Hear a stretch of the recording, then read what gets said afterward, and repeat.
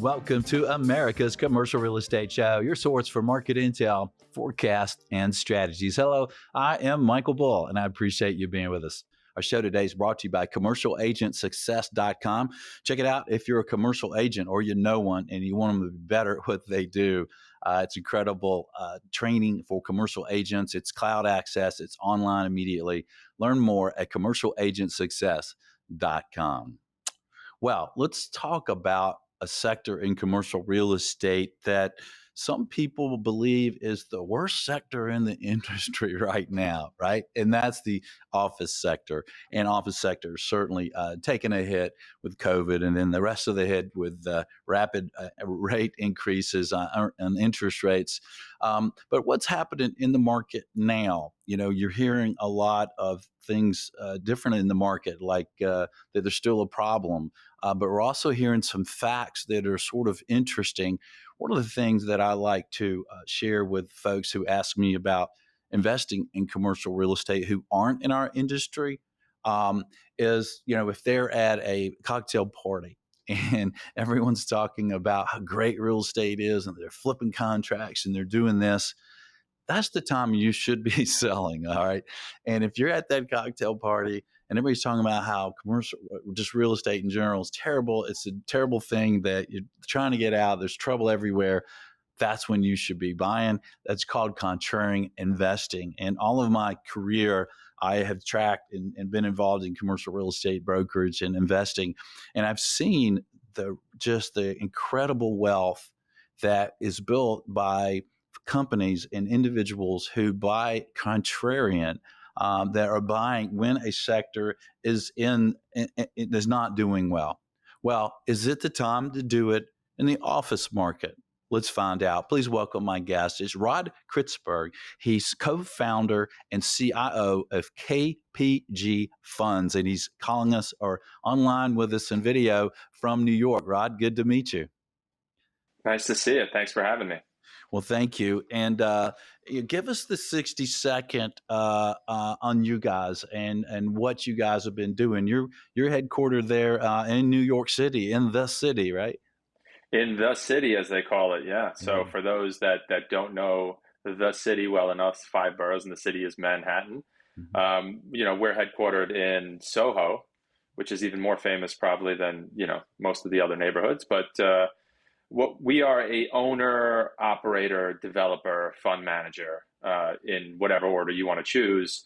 And we specialize in ultra high-end boutique office, right? So historically, that means for New York City, that means sort of 50 to 200,000 feet, which, you know, might sound on the larger side to some other, you know, sort of metropolitan areas. But in New York, that's boutique. And you know, we're really sort of hyper focused on what we call sort of ultra luxury product, you know, delivering the type of space that demands the highest rents in the market and isn't necessarily commodity space. And, you know, we like to say it's to the 1% of the tenant base, you know, those that really want something exceptional.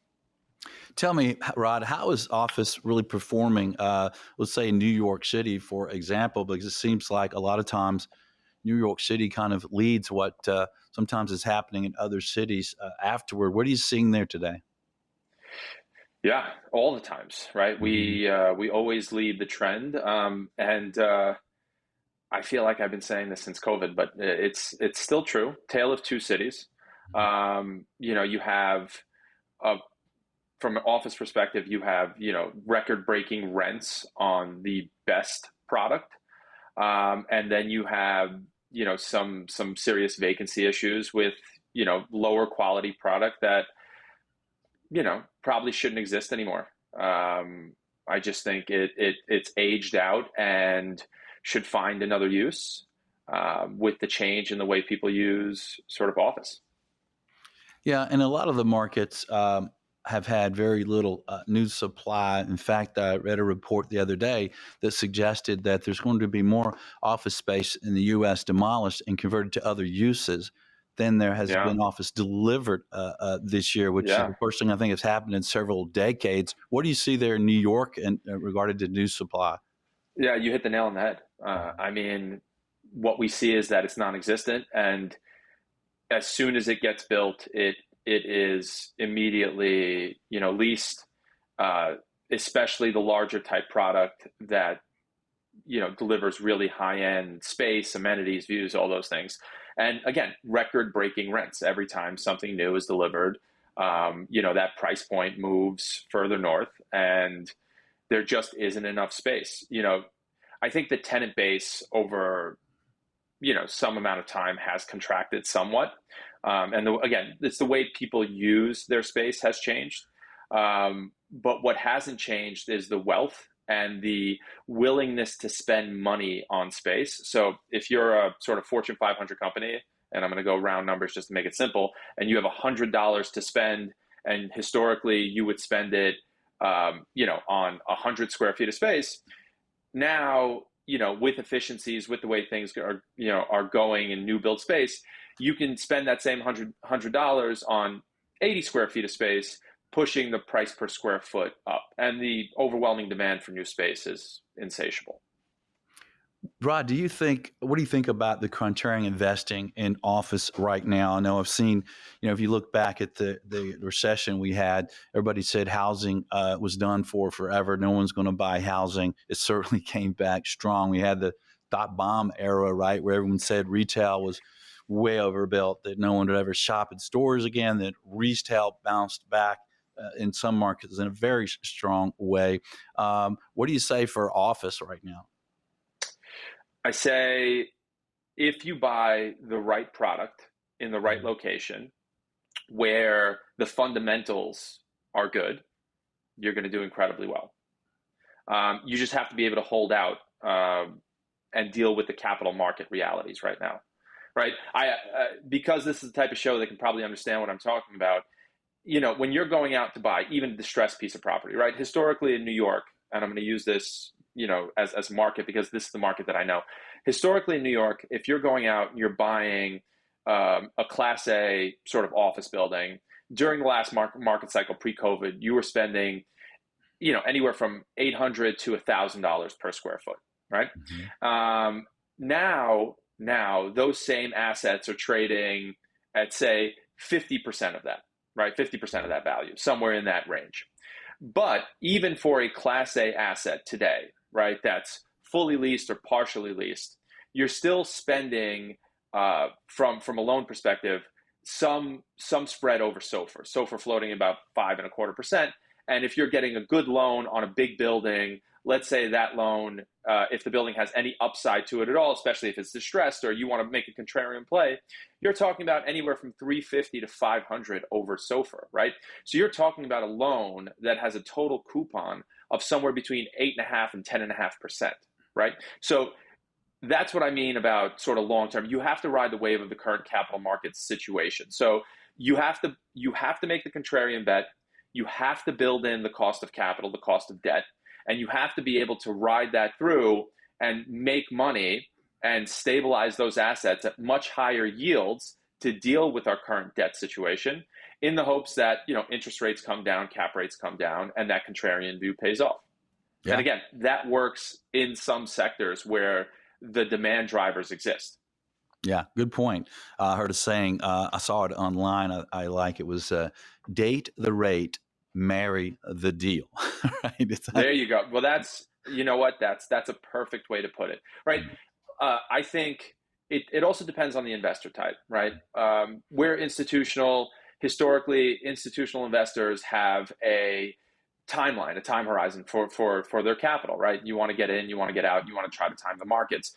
What we've seen outside of the major institutions, making big bets, the $1 billion bets, the SL Greens or the Blackstones of the world, et cetera, we've seen that it's family offices during this last market cycle, really ultra high net worth family offices, that have made the biggest splashes here locally, in sort of that more boutique type space when you're talking 50 million, 100 million, $200 million product, with that same intent. I've also noticed that the family offices, the individual investor, can sometimes be a bit more practical, right?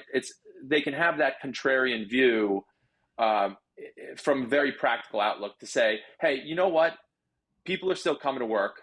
I work in an office. I can see it every day. It could be an anecdotal.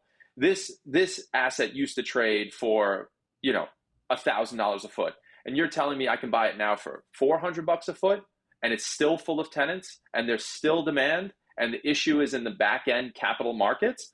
They'll say, of course, I'll buy it. I'll survive for the next 3, 5 years, whatever. Maybe it'll make a small profit, maybe not. But then on the back end of that 10-year hold, my asset value will double. It will triple. And 100%. We've seen it. We've seen it many times over in bust cycles. And those that are bold and make big bets, those usually pay off if you make them at the bottom. Yeah, good point. So the building that you might pick up for 400 or 500 a foot right now, what would you think the replacement cost on something like that would be for competing buildings? What a great question. Honestly, we were just talking about lack of supply, right? And we talk about this all the time. 400 or 500 is a really quality building. There's assets trading for 200, 300, 400, $300 a foot, $400 a foot. And again, we're talking 50, 60, 70% off their highs pre-COVID. Replacement costs an amazing metric. So to build here in New York City, there's 3 factors actually for an office building specifically. There's the land cost, obviously. There's the building cost for the kind of core and shell to build the actual structure. And then there's the tenant cost, right? Whether that's the pre-built cost, tenant improvement cost, leasing cost. Right. Mm-hmm. So replacement costs just on the first 2, just on the land and on the structure is nowhere near that. I'll tell you this. If you go out and you're trying to look for, it just hit the papers yesterday. This is a perfect, for example. It hit the papers yesterday. SL Green is buying another site on Madison Avenue to build 800,000 square feet, to build another ultra class A office tower just about across the street from where JP Morgan just built their million square foot, new headquarters. And that land, with all the special, bonuses and things they have, it looks like they're buying it for about $250 a foot, roughly, in rough terms, maybe $200 a foot, right? And that is historically cheap, right? And to build the type of office tower that they're ultimately going to build is probably going to cost them another $1,000 per square foot, round numbers, whole numbers, right? Mm-hmm. So now we're just talking about buying land and putting up a structure. Construction costs are relatively high, that they've been inflated, labor costs are high, but land costs are historically cheap. So now take that, for example, and it just hit the papers today. An older Class A asset that's fully leased in a great market, Fortune 500 sort of Avenue of the Americas market. A million square foot asset was just bought by Beacon and Norges for $570 a foot, right? And that's, okay, it's not an asset built today or within the last 2 years, but let's say it's an asset, true Class A, built within the last 20 to 30 years, right? Still commanding huge rents, still 100% leased, still high demand, still has the views, still has all the things, right? We're not talking about 1960s vintage. We're talking about true Class A's. That is a great bet, right? If you believe that if you build new product and that new product, your last dollar basis after you buy the land, build the building, and then I would love to get into just the cost of tenanting these assets. But let's say that'll get you all in at $1,500 a foot. I think it's an incredibly strong contrarian play to buy a Class A asset at $500 a foot if you're just going off the replacement cost metric. Yeah, and if you're in a market like New York and a lot of other markets that we work in the Southeast, where you have demand continually increasing and you have no new supply, the new supply is going to be 3, 4, 5, 6 times the value. I have a similar story in a cheaper market in Savannah, which has a 3% office vacancy. We're selling a building at an 8 cap, fully leased, 14-year lease, and it's a state lease. We sell a lot of government lease buildings. And some of the times folks are concerned, well, if the government leaves, what am I going to have? And we just got an offer from a user that said, if you could get them out, the value on the building, if it was vacant, is double, just because for the owner user to build a building is just going to cost 3-4 times per square foot what we're selling this nice building for in Savannah. So to your point, you got higher cap rates right now. You got severely lower cost per square foot than replacement costs. And from what I've seen in my career of multiple decades, I think the time to buy office is right now. It's this year, it's next year, before more demand I don't keeps even coming want to back. interrupt you. I think it was last year. Last I year think it was. I think in it New was York, last year. yeah, Well, in New York, yeah. Again, yeah, we lead the way, right? So this is the hmm place where the distress, and and again, I love the fact that this is a real estate show and a commercial real estate show, because it's so hard for people to understand um, where the distress in the sector is, right? We had the existential sort of threat of what is office to the entire market sector, right? What is office? We always talk about COVID, or we still talk about COVID. Believe it or not, that was pushing on 5.5 years ago, right? I mean, it's unbelievable thing to think about, but we're still sort of living through the tail end of that. Just to say, people are going to use office differently. Are people coming back to the office? I don't think that's a conversation anymore, honestly, especially not here in New York City. And if it's not here, it'll trickle down to other markets. hmm I think what happened in that time was sort of a retrenching, right? So are people coming back to the office? Yes, eventually. Is everybody coming back at the same volume? No. Are people using the space the same? No. So when I say retrenching, you get a ton of activity into the best space, and then some of the worst space probably shouldn't exist. Didn't need to exist over the last sort of maybe 20 years, and needs to find something else to be, whether that's conversion or anything else. In New York, we just passed a great bill converting a huge chunk of Manhattan, which was historically industrial space, right? Manufacturing space on the island of Manhattan 100 years ago, which didn't exist, that then got converted to office space because the zoning wouldn't allow for anything else. And it was always, always, always the bottom tier of the office space, right?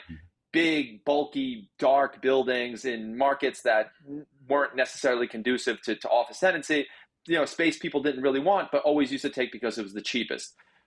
Now, a lot of that space is going to be converted, pulling that sort of crappy stock off the market and probably pushing it into residential, which in New York is, again, an insatiable need. They can't build it fast enough, and they can't. There's no price, right? No matter what price point they push it to, that's where people will pay. And so that quality of stock comes off the market and buoys the rest of the market. So that was a COVID thing, right? The thing that's been going on over the last sort of 24 months is a capital markets issue, right? And then again, I'm sure you've had other guests on here over the last 24 months talk about this, but the opportunity and the distress was, partially a function of vacancy, but a majority function of back-end capital markets rates, right? If you have a building that was 100% leased and it was collecting $1 in rent, and your loan was 60 cents, you had 40 cents of profit there, right? And then all of a sudden interest rates change, you have to try to go and refinance, and now your dollar in rent didn't change, right? You're still 100% leased. On the front end, you're a completely healthy asset. But all of a sudden, that interest rate doubles, and your interest goes from 60 cents to $1.20. Now you're underwater. And what's even worse is if you had a loan, say, you have a $100 million building with a $60 million loan, all of a sudden on your next loan, they're valuing that loan and they say, well, based on the cost of capital, we can't afford to replace your $60 million loan with a $60 million loan. Your building can't afford it. So now we can only afford to replace it with a $30 or a $40 million loan. So all of a sudden you have a building, right?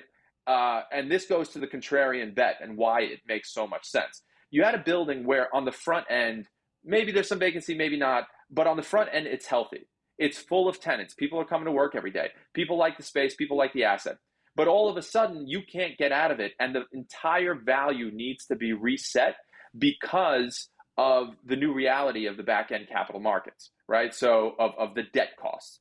So all these distressed situations where some landlords handing back keys just to not fight with their lenders because they're looking at each other and they're saying, look, I can't get out of this. I can't replace you as a lender, right? My equity's wiped. I can't replace you. We might as well just sell it and get the highest price we can, and we all walk away as friends and we shake hands. You see quite a bit of that. You see it here in New York, and you see it in a lot of other big markets. But those are the contrarian bets that are the best to make, where fundamentally there's nothing wrong with the asset. What's wrong is that it all of a sudden can't afford its mortgage, right? And that drops the value. That's honestly, that's decimated values more than anything I've seen in my career. And I've been doing this for 20, pushing on 25 years. That's decimated values more than anything, right? I think it was even more than the great financial crisis, more than COVID, certainly, right? Because during COVID, lenders were willing to work with you. They were willing to kick the can. Everybody was looking at each other and saying, well, what can we do? Here, lenders and borrowers are looking at each other and saying, look, I can't fix the problem. It's not a fundamentally office problem. It's a value problem. I'm out of the value. You're out of the value. We have to reset the value, and the reset value is going to that next buyer. And that next buyer is really going to be able to pocket the profits from that distress. That's a good point. I'll give you two quick examples. I'm selling a 17-story tower, office tower right now, and it's just that same story. It's the lender and the institutional owner saying, hey, we're in the same boat. Let Michael take it out. We've sold it to a cash buyer. And we're about to bring out, to your contrarian view there on that same story, we're about to bring out a non-cap, fully occupied building that a lender owns. And somebody's going to get this at 20% of replacement cost, 8 cap at asking, and fully occupied with good tenants. It's pretty incredible. And before I let you go, I want to ask you, Rod, what are you hearing directly or from others about lenders today on financing office buildings, and how is it different from, say, a year or two ago? It's well, here's a little light at the end of the tunnel, a little good news. It's a lot more robust today. A lot more lenders looking at office product.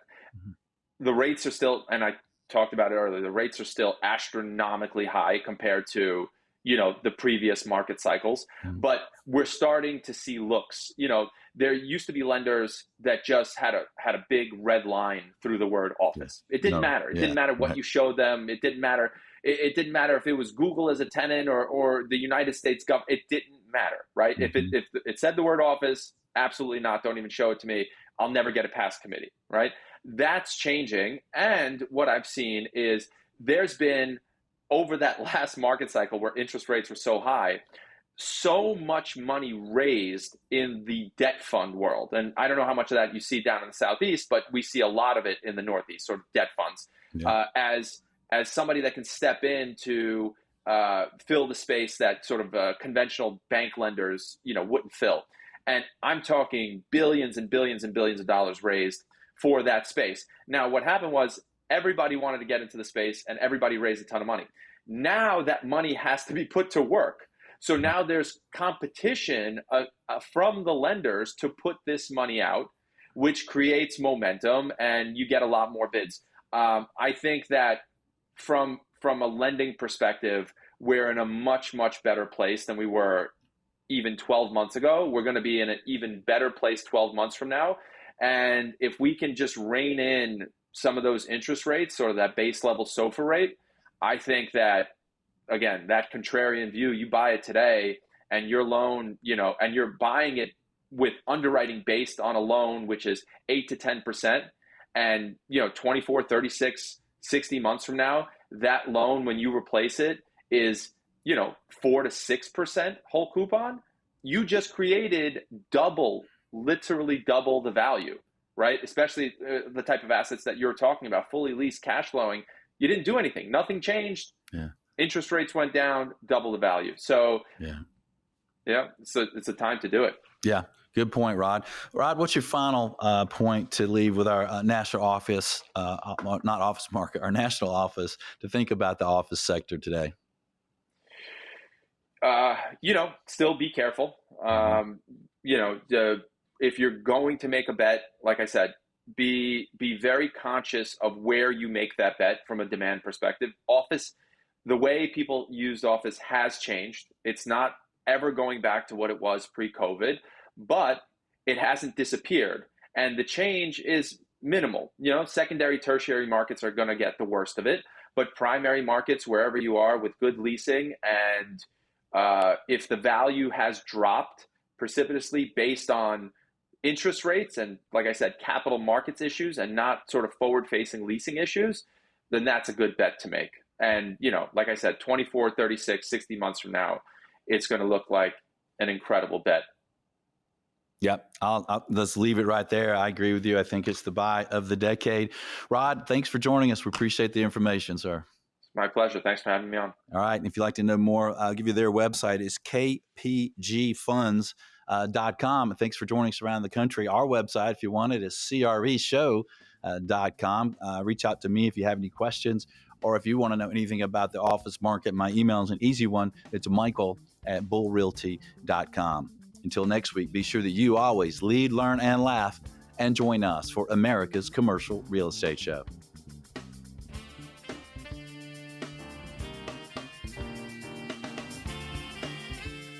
America's Commercial Real Estate Show is brought to you by Bull Realty. For commercial brokerage sales and leasing in the Southeast U.S., contact our show host by email at michael@bullrealty.com. By Commercial Agent Success Strategies, 21 incredible one-hour agent training videos. Learn more at commercialagentsuccess.com.